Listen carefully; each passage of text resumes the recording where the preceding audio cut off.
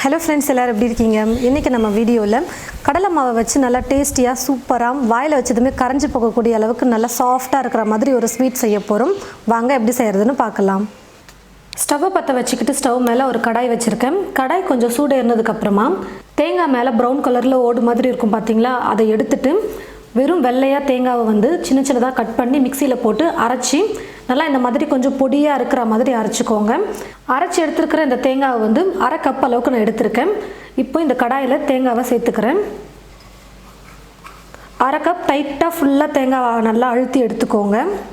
தேங்காய் நல்லா ட்ரை ஆகிற வரைக்கும் நம்ம நல்லா வறுத்துக்கணும். நீங்கள் கடையிலேயே கூட நீங்கள் டெசிகேட்டட் கோகோனட் வாங்கிக்கலாம். நான் இப்போ வீட்டிலையே ஃப்ரெஷ்ஷாக தேங்காவை அரைச்சி நான் இப்போ நல்லா ட்ரையாக வறுத்துக்க போகிறேன். தீ ஃபுல்லாக வச்சுட்டு குக் பண்ணக்கூடாது, மேலே கலர் மாறிடும், ஆனால் ட்ரையாக வராது. ஸ்டவ்வை கொஞ்சம் மீடியம் ஃப்ளேமில் இல்லை லோ ஃப்ளேமில் வச்சுக்கிட்டே நல்லா வறுத்துக்கலாம். பாருங்கள் ஃப்ரெண்ட்ஸ், நான் ஸ்டவ்வை மீடியம் ஃப்ளேமில் வச்சுக்கிட்டே நல்லா வறுத்துக்கிட்டேன். இந்த மாதிரி நம்ம கரண்டில் எடுக்கும்பொழுது நல்லா இந்த மாதிரி உதிராக விழணும். அந்த அளவுக்கு நல்லா ட்ரை ஆகிற வரைக்கும் நம்ம வறுத்துக்கணும். இப்போ இந்த தேங்காவை நான் ஒரு பிளேட்டுக்கு மாற்றிக்கிறேன். ஒரு கப் கடலை மாவு எடுத்து இப்போ நான் சலிச்சு எடுத்துக்க போகிறேன். ஸ்டவ் மேலே ஒரு கடாய் வச்சுக்கிட்டு 1/4 கப் அளவுக்கு நெய் சேர்த்துக்கிறேன். நெய் உருக்கிட்டு 1/4 கப் அளவுக்கு சேர்த்துக்கோங்க. நெய் நல்லா சூடேறினதுக்கப்புறமா சலிச்சு எடுத்து வச்சுருக்கிறேன் கடலை மாவை சேர்த்துக்கிறேன்.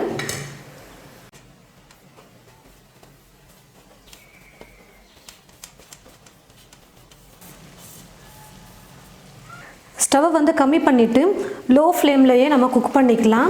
குறைஞ்சது ஒரு 10லேருந்து 12 நிமிஷமாவது நம்ம ஸ்டவ்வை குறைச்சி வச்சுக்கிட்டே குக் பண்ணணும். நம்ம சேர்த்துருக்கிற கடலை மாவுடைய பச்சை மணம் போகணும், அப்போ தான் சாப்பிட்றதுக்கு நல்லாயிருக்கும். ஸ்டவ்வை லோ ஃப்ளேமில் வச்சுக்கிட்டே குக் பண்ணிக்கலாம்.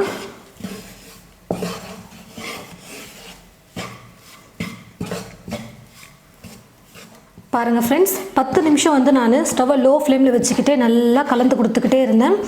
ஃபஸ்ட்டு நெய்யில் கடலை மாவு சேர்க்கும் போது எவ்வளோ கெட்டியாக இருந்தது பாருங்கள். நம்ம குக் பண்ண இந்த மாதிரி நல்லா சாஃப்டாக இலக்கமாக வந்துடும். குறைஞ்சது ஒரு 10 நிமிஷமாவது நீங்கள் குக் பண்ணுங்கள், அப்போ தான் கடலை மாவுடைய பச்சை மணம் போகும். இப்போ இது கூட அரை கப் அளவுக்கு சர்க்கரை சேர்த்துக்கிறேன். நீங்கள் எடுக்கிற எல்லா பொருளையும் ஒரே கப்பில் அளந்து எடுத்துக்கோங்க, அப்போ தான் கரெக்டாக இருக்கும். சர்க்கரை கரையிறதுக்காக பால் சேர்த்துக்க போகிறேன். 3/4 கப் அளவுக்கு காய வச்ச பால் சேர்த்துக்கிறேன். ஸ்டவ்வை கம்மியில் வச்சுட்டே செஞ்சுக்கோங்க. ஒரு சிட்டிகை அளவுக்கு ஏலக்காய் தூள் சேர்த்துக்கிறேன். கைவிடாமல் உருண்டையெல்லாம் எதுவுமே இல்லாத மாதிரி நல்லா கலந்து கொடுத்துக்கோங்க. அப்பப்போ கொஞ்சம் ஸ்டவ்வை ஃபுல்லாக வச்சுக்கிட்டு கொஞ்சம் மீடியம் ஃப்ளேமில் வச்சுக்கிட்டு மாற்றி மாற்றி தீயை குறைச்சி ஏற்றி செய்யும் போது கரெக்டாக வரும்.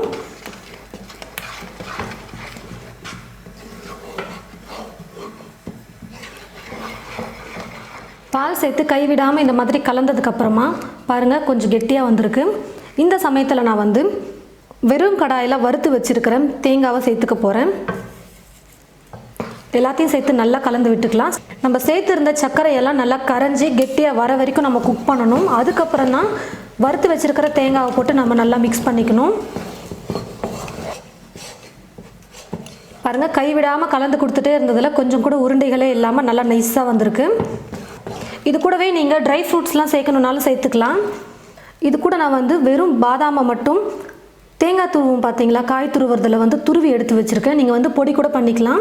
இது கூட நீங்கள் வேணும்னா முந்திரி பிஸ்தா எது வேணாலும் சேர்த்துக்கலாம். நான் வெறும் பாதாம் மட்டும் பொடி பண்ணி சேர்த்துக்கிறேன். எல்லாத்தையும் சேர்த்து கலந்ததுக்கப்புறமா கடைசியாக நமக்கு இந்த மாதிரி கெட்டியாக வரணும். அது வரைக்கும் நம்ம குக் பண்ணணும். பாருங்கள், நல்லா கெட்டியாக வந்துருச்சு. இப்போ நான் ஸ்டவ் ஆஃப் பண்ணிக்கிட்டு நல்லா சூடு ஆற வச்சுக்கிறேன். கையில் எடுத்து உருண்டை பண்ணுற அளவுக்கு நமக்கு சூடு குறையணும்.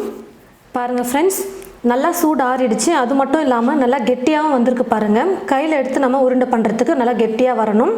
சூடு ஆற வரைக்கும் இல்லாமல் நீங்கள் கொஞ்சம் அரை மணி நேரமோ இல்லை 1 மணி நேரம் கூட நீங்கள் அப்படியே பிளேட்டில் விட்டுட்டிங்கன்னா நல்லா கெட்டியாக வந்துடும். கையில் உருண்டை பண்ணுற அளவுக்கு நல்லா கரெக்டான பதத்துக்கு வந்துடும். ஒரு பிளேட்டில் இந்த மாதிரி போட்டு நல்லா இப்படி தளர்வாக ஆற வைங்க, அப்போ தான் நல்லா கெட்டியாக இறுகி வரும். கையில் கொஞ்சம் நெய்யை நான் தடவிக்கிறேன். நெய் தடவிக்கிட்டு கொஞ்சம் கொஞ்சமாக மாவு எடுத்து நான் உருண்டை பண்ணிக்கிறேன்.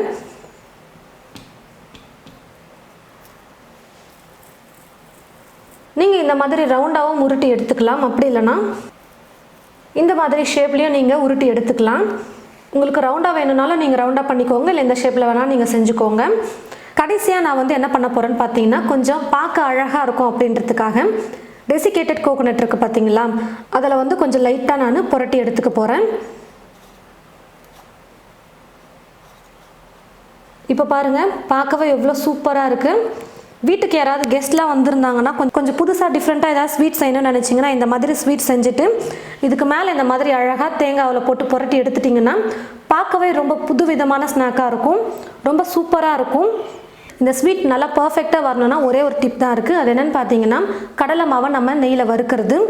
10 நிமிஷங்கிறது 15 நிமிஷம் கூட நீங்கள் எடுத்துக்கோங்க. ஆனால் கடலை மாவுடைய பச்சை மணம் போகிற வரைக்கும் நல்லா வதக்கணும். அப்போ தான் சாப்பிடும்பொழுது அந்த கடலை மாவுடைய ஸ்மெல் வராமல் இருக்கும், நல்லா டேஸ்ட்டாக இருக்கும் சாப்பிட்றதுக்கு. இது போல் நீங்களும் உங்களுடைய வீட்டில் கடலை மாவு இருந்ததுன்னா உடனே இந்த ஸ்வீட்டை ட்ரை பண்ணி பாருங்கள். ட்ரை பண்ணி பார்த்துட்டு எப்படி இருக்குன்னு மறக்காம கமெண்ட் பாக்ஸில் வந்து கமெண்ட் பண்ணுங்கள். இந்த வீடியோவை மற்றவங்களுக்கும் ஷேர் பண்ணுங்கள். இது போல் நிறைய ரெசிபீஸ் பார்க்க தமிழ் ஃபுட் மசாலா சேனலை மறக்காமல் சப்ஸ்கிரைப் பண்ணி வச்சுக்கோங்க. கூடவே பக்கத்தில் இருக்கிற பெல் ஐக்கானை கிளிக் பண்ண மறந்துடாதீங்க. தேங்க்யூ.